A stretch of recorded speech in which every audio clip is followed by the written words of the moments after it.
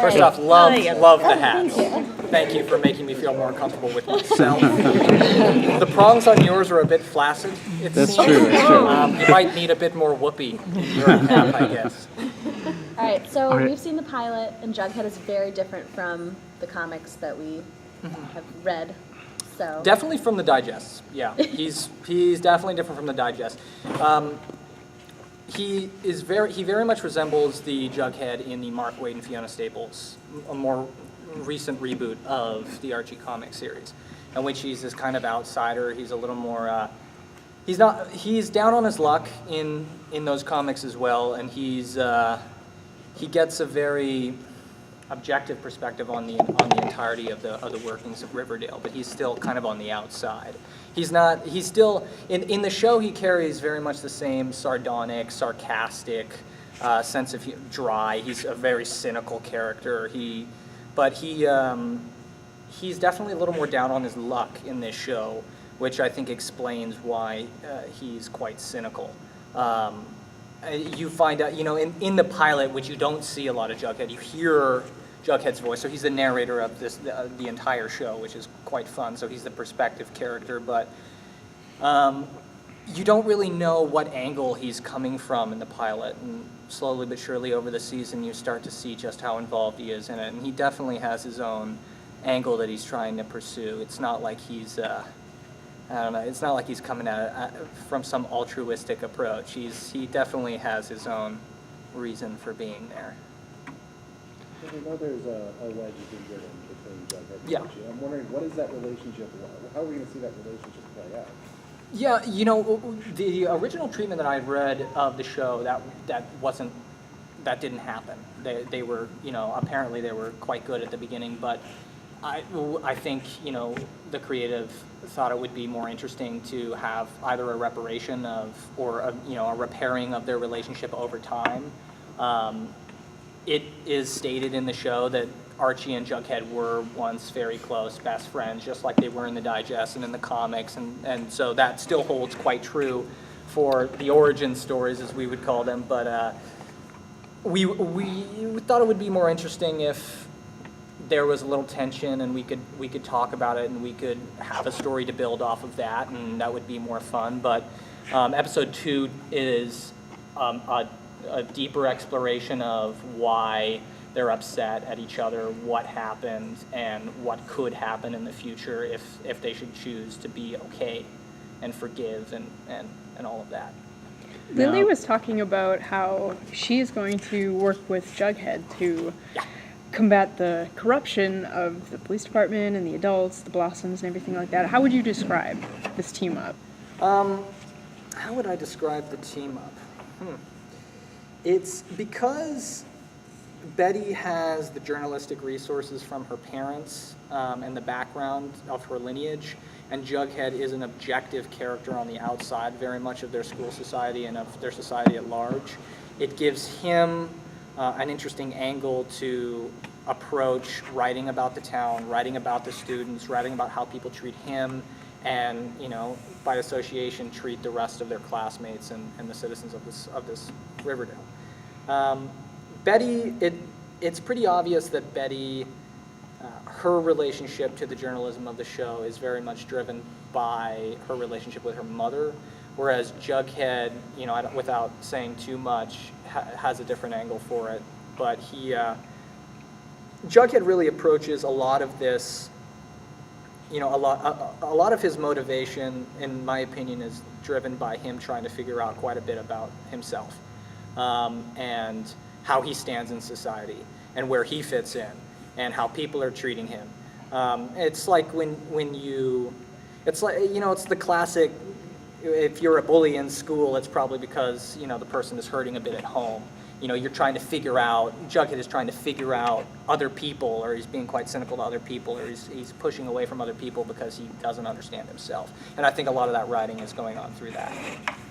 Do you have a favorite Jughead episode so far of the ones you've shot? This one, actually, is the one we're shooting right now, which also explains why I have very little time, unfortunately, because it's a pretty Jughead heavy episode, and you find out quite a bit about his origin, the origin. That's nice.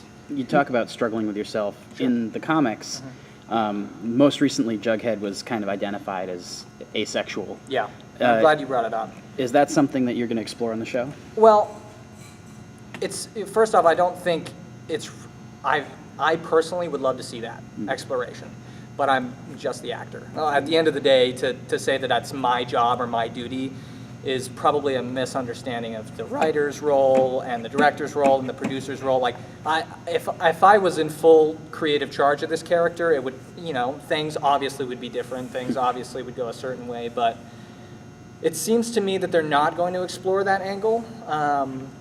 And I think to me, that's kind of unfortunate, to be quite honest.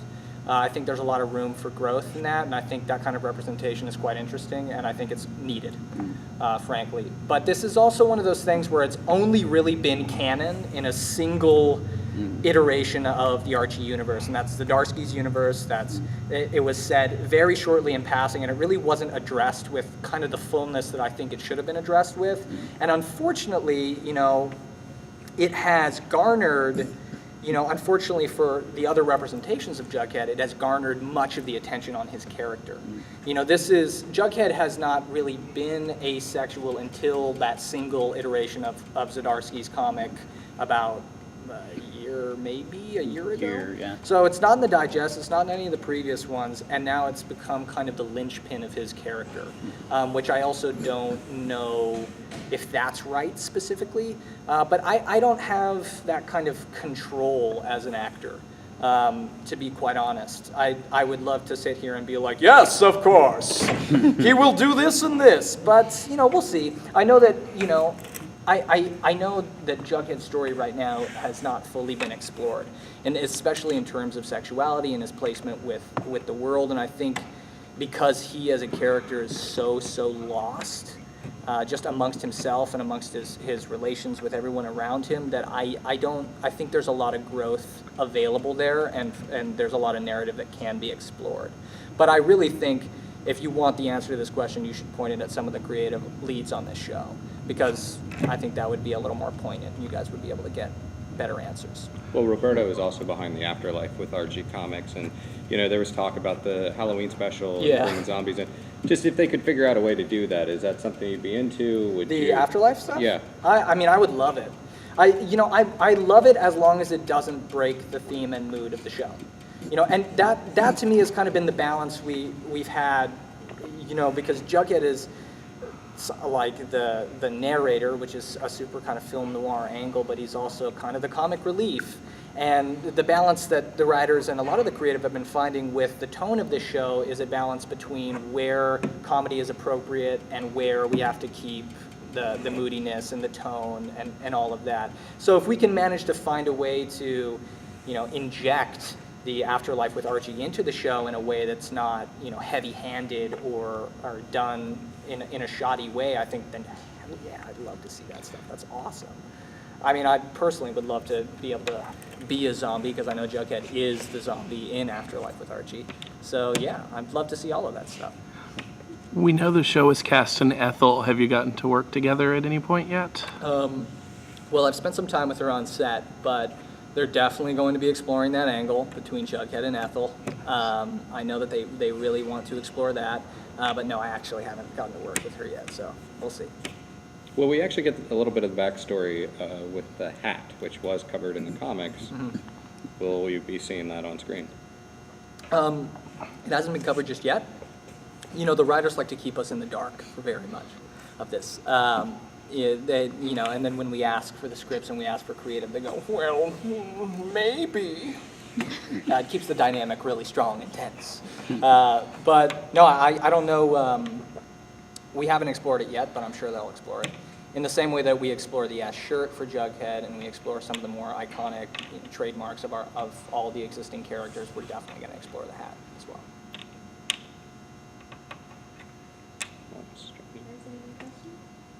Is he a reliable narrator?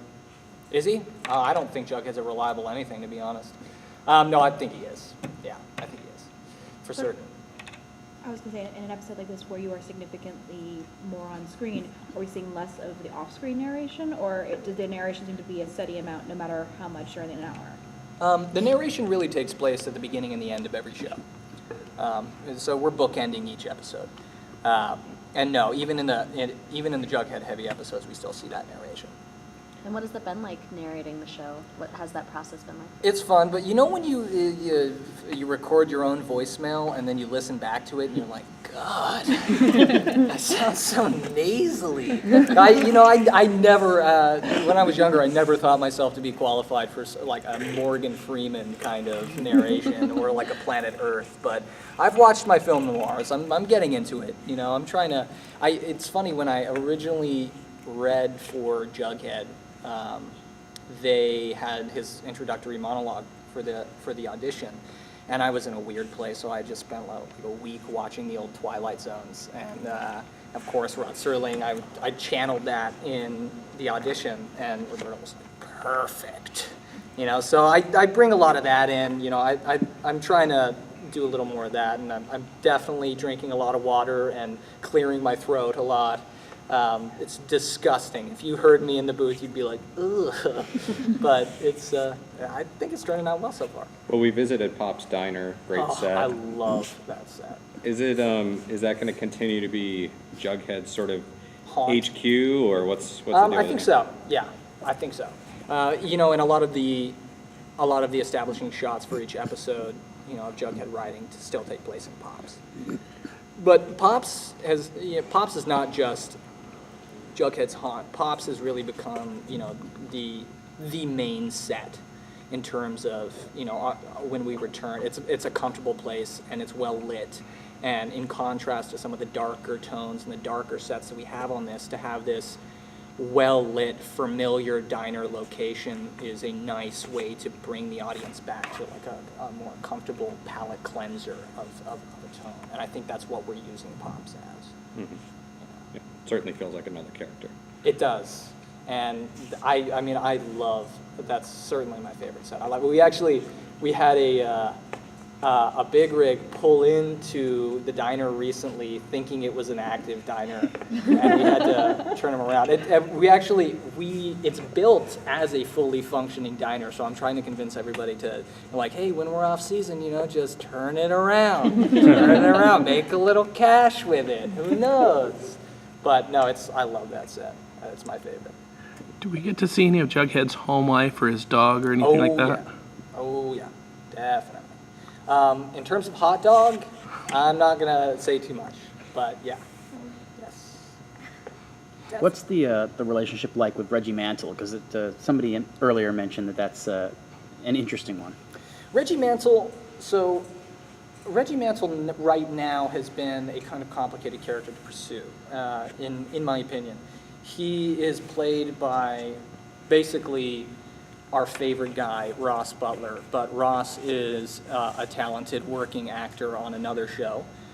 So we don't want to sacrifice him playing that character, and it's kind of been a juggle between when he's available to come onto the set to play Reggie and when he's not. He's still very much an antagonizing character. He's wealthy and large and imposing, and he certainly doesn't like Jughead because Jughead is quick-witted, and that has never really been Reggie's strong suit. So we play that a little bit. As of now, he's not really been a primary antagonist, so he's because Reggie, from what I've read of the digest and of the comics, Reggie's not a hated character.